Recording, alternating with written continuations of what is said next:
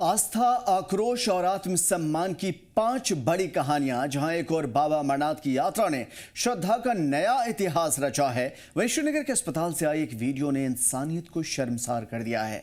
आतंक से लेकर व्यापार तक, अदालत से लेकर अंतर्राष्ट्रीय दबाव तक, हर मोर्चे पे खड़ा है भारत, डटकर सीना ताने हुए। आदाब, नमस्कार, मैं हूं आमिर एहसन और आप देख रहे हैं 5 मिनट में 5 बड़ी खबरें। जब लेबर रूम तमाशा बंजार और डॉक्टर्स कैमरा में, श्रीनगर का लल्ला ढेड अस्पताल एक ऐसा अस्पताल जहां जिंदगियां आती हैं, जहां एक मां सबसे नाजुक पल में होती है, लेकिन वहां हुआ कुछ ऐसा जिसने पूरे देश को झकझोर कर रख दिया। एक डॉक्टर ने डिलीवरी के वक्त में महिला का वीडियो बनाया, लाइव रिकॉर्डिंग की, सेल्फी ली और फिर सोशल मीडिया पे पोस्ट भी कर दिया। ये कोई फिल्म नहीं थी, ये एक औरत की जिंदगी का सबसे निजी, सबसे दर्दनाक, सबसे पवित्र लम्हा था। क्या लेबर रूम अब पवित्र नहीं रहा? क्या मरीज अब कैमरे से घिरे रहेंगे? क्या अस्पताल अब स्टेज बन गए हैं? या डॉक्टर जिन पर भरोसा किया जाता है, जिन्होंने गोपनीयता की कसम खाई होती है, वो अब फॉलोअर्स के पीछे भाग रहे हैं? कानून क्या कहता? अनुच्छेद 21 हर भारतीय को प्राइवेसी का हक देता है और आईटी एक्ट की धारा 66E बिना अनुमति किसी की निजी तस्वीर या वीडियो लेना अपराध है। अब सवाल यह है कि ये डॉक्टर अब भी अस्पताल में होंगे, सिर्फ बयान देकर शांत हो जाएगा मामला, या क्या महिला की गरिमा यूं ही रील में उड़ा दी जाएगी? जनता पूछ रही है, जवाब दो जीएमसी, जवाब दो हेल्थ डिपार्टमेंट। आप एक मैटरनिटी हॉस्पिटल में जाते हैं जहां पे हमारी माएँ होती हैं, हमारी बहनें होती हैं, जब वहां पे इस तरह का इलाज किया जाता है, तब उस बच्ची के बाप को कहा जाता है कि आप बाहर निकलो, उस बच्ची के हस्बैंड को कहा जाता है, भाई को कहा जाता है, डायरेक्ट खूनी रिश्तों को कहा जाता है कि आप बाहर निकलिए, ये प्रोटोकॉल के खिलाफ है।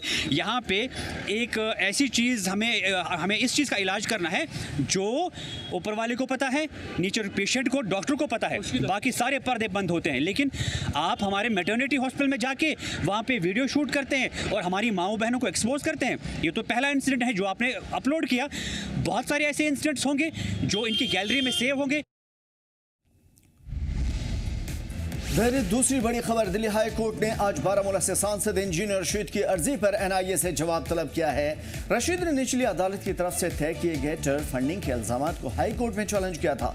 अदालत ने अब ट्रायल कोर्ट का पूरा रिकॉर्ड तलब कर लिया है। क्या कुछ सुनवाई हुई थी? अगली सुनवाई 6 अक्टूबर को होनी है, लेकिन सवाल यह है कि एक सांसद जिसे लोगों ने वोट देकर के संसद भेजा था, क्या वो जेल से अपनी सीट देखेगा? क्या इल्जामात सिर्फ कानूनी हैं या सियासी भी? क्या टेरर फंडिंग केस का सच जनता तक आ पाएगा या फिर कागजों में दफन होकर रह जाएगा? पार्लियामेंट ट्रायल खर्च में जुड़े हुए मामले में भी हाई कोर्ट ने सुनवाई की है। फैसला फिर उसी बेंच के पास भेज दिया गया है जहां से आदेश आया था।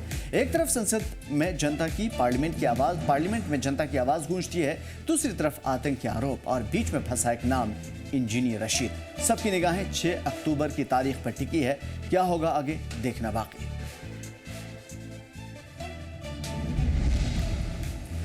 तीसरी जो बड़ी और बेहतरीन खबर जम्मू कश्मीर से आ रही है, अमरनाथ यात्रा के हवाले से 4 लाख का आंकड़ा पार हुआ है। जी हां, श्रद्धालुओं का आंकड़ा, एक अद्भुत आध्यात्मिक उपलब्धि।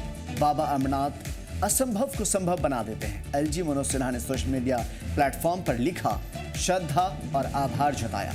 कहा कि अब तक 4 लाख से ज्यादा श्रद्धालु कर चुके हैं बाबा बर्फानी के दर्शन, और ये सिर्फ एक यात्रा नहीं है, एक रूहानी अनुभव है, तजुर्बा है, सफर है। ये यात्रा हमारे देश की एकता की प्रतीक है। यहाँ अलग अलग भाषाएं, अलग अलग राज्य, लेकिन श्रद्धा एक ही, हर हर महादेव। और चौथी बड़ी खबर, मालीगांव जख्म अब भी ताज़ा है। जी हां, मालीगांव ब्लास्ट केस की बात हो रही है। आज वो और गहरे हो गए हैं। 2008 में नवरात्रि की रात थी, रमज़ान का मुक़द्दस महीना चल रहा था और मालीगांव की फिजा एक धमाके से दहल उठी। 6 मासूम की जान गई थी, 100 से ज़्यादा जख्मी हुए। किसी का बेटा गया, किसी की माँ और किसी का भाई, और किसी के लिए जिंदगी वहीं थम गई।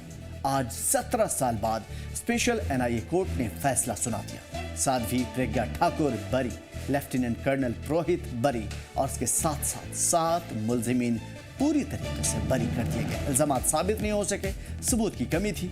मगर सवाल यह है कि जब सबूत नहीं मिले तो क्या गुनाह भी नहीं हुआ? जो मरे, क्या वो सिर्फ आंकड़े थे? मुतासिरीन के घरों में आज फिर मातम है और वो अब हाई कोर्ट का दरवाजा खटखटाना चाहते हैं। इस केस की शुरुआत जांच पर कई सारे मामले हैं जिस पर सवाल उठता है। हेमंत किरकिरे उसी सिलसिले की एक कड़ी है जिनकी शहादत हुई थी, जिन्होंने अपनी जान की कुर्बानी दी थी। और पांचवी बड़ी खबर है, भारत पर 25% टैरिफ लगाया है। ट्रंप का वॉर सामने आया है, भारत का करारा जवाब सामने आने वाला है और कई सारी प्लानिंग चली है। अमेरिका के राष्ट्रपति डोनाल्ड ट्रंप ने भारत पर 25% टैरिफ लगाने का ऐलान किया है। उन्होंने कहा है कि भारत सरकार से बातचीत चल रही है, लेकिन साथ ही एक बड़ा आर्थिक दबाव बनाने की कोशिश और तैयारी भी। सरकार का साफ कहना है कि हम देश के मफाद और सिक्योरिटी के लिए हर जरूरी कदम उठाएंगे। क्या ट्रंप फिर से व्यापार युद्ध की तरफ बढ़ रहे हैं? एक बड़ा सवाल उठता है, क्या भारत की आत्मनिर्भरता दुनिया को चुभने लगी है? क्या अब मेक इन इंडिया को और भी ज्यादा तेज करने की जरूरत है? भारत ने साफ कहा है और किया है कि कोई भी हमारे राष्ट्रीय हित में नहीं आएगा और कोई भी हमारे राष्ट्रीय हित से ऊपर नहीं है।